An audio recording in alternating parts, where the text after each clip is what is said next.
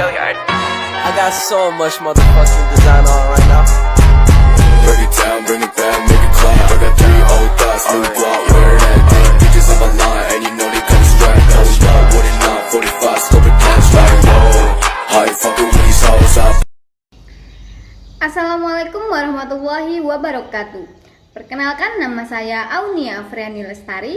Saya dari program studi Tadris Biologi kelas 6B, Fakultas Tarbiyah dan Keguruan, Universitas Islam Negeri Sultan Taha Saifuddin Jambi. Baiklah, di sini saya membuat video mengenai kelainan genetik guna memenuhi UAS atau ujian akhir semester mata kuliah Komunikasi Teknologi dan Informasi dengan dosen pengampu Bapak Dodo Tommy MPD. Saksikan videonya.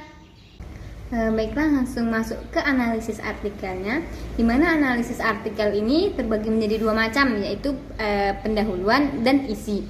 Di mana isi dari pendahuluan itu sendiri ada 4 macam, yaitu yang pertama judul artikel. Judul artikel ini yaitu Klinefelter Syndrome. Dan yang kedua yaitu penulis artikel. Artikel ini ditulis oleh Arif Fuad Fajr. Dan yang ketiga yaitu tahun terbit artikel. Artikel ini diterbitkan pada Mei 2022. Dan yang terakhir keempat yaitu jurnal tempat artikel dimuat. Jurnal tempat artikel dimuat ini yaitu di Jurnal Ilmiah Indonesia. Sintaks literasinya Jurnal Ilmiah Indonesia PISSN 25410849. EISSN-nya itu 25481398. Vol 7 nomor 5. Baiklah, setelah pendahuluan tadi kita masuk ke bagian isi, di mana bagian isi ini terdapat pertanyaan-pertanyaan mengenai 5W dan 1H. 5W 1H itu ada apa, siapa, kapan, kenapa, di mana, dan bagaimana. Langsung saja kita masuk yang pertama, yaitu ada apa. Apa di sini yaitu menanyakan mengenai apa kelainan atau penyakit genetik yang dibahas pada artikel. Di sini saya di artikel ini membahas mengenai Klinefelter Syndrome atau sindrom Klinefelter. Apa sih yang dimaksud sindrom Klinefelter itu? Sindrom Klinefelter merupakan kelainan kromosom seks yang paling banyak terjadi dengan prevalensi 1 pada 500 sampai 640 pria. Lanjut ke pertanyaan kedua, yaitu siapa? Siapa yang beresiko terkena kelainan atau penyakit genetik tersebut? Nah, di sini yang paling banyak terkena pada penyakit sindrom Klinefelter yaitu laki-laki.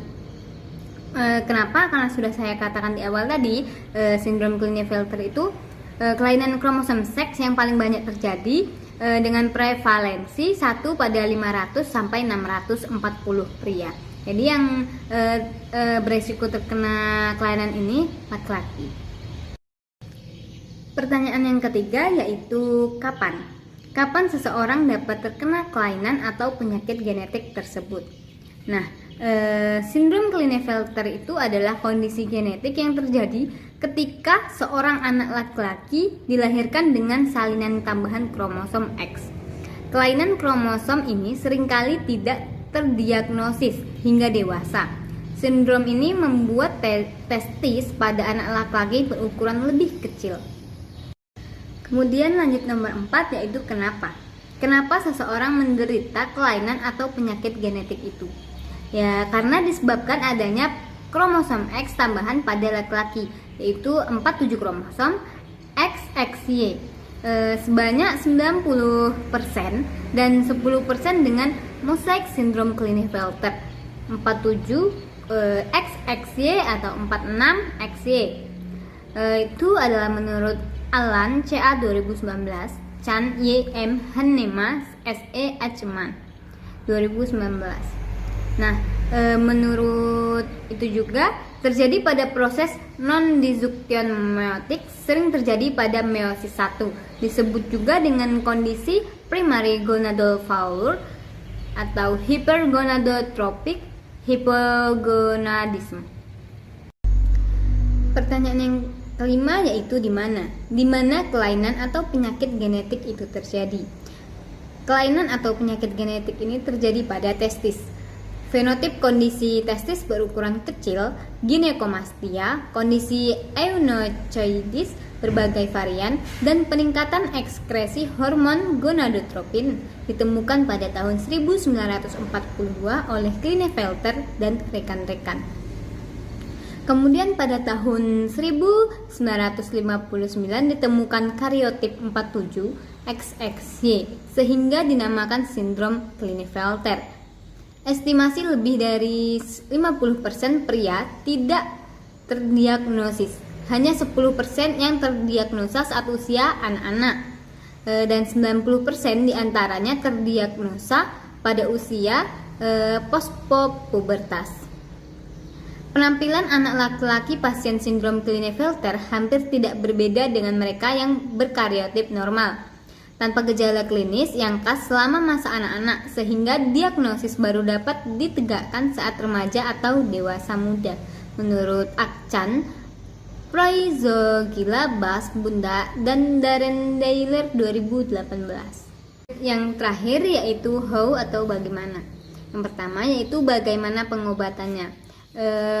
Untuk pengobatan sindrom Klinefelter ini dengan pemberian hormon testosteron dapat menekan proses residual spermatogenesis dan menyebabkan prognosa buruk untuk keberhasilan intracytoplasmic sperm injection dengan tingkat keberhasilan 40% sampai 50%. Sehingga salah satu opsi yang disarankan adalah semen stroke jika memungkinkan atau surgical extraction sebelum dilakukan pengobatan.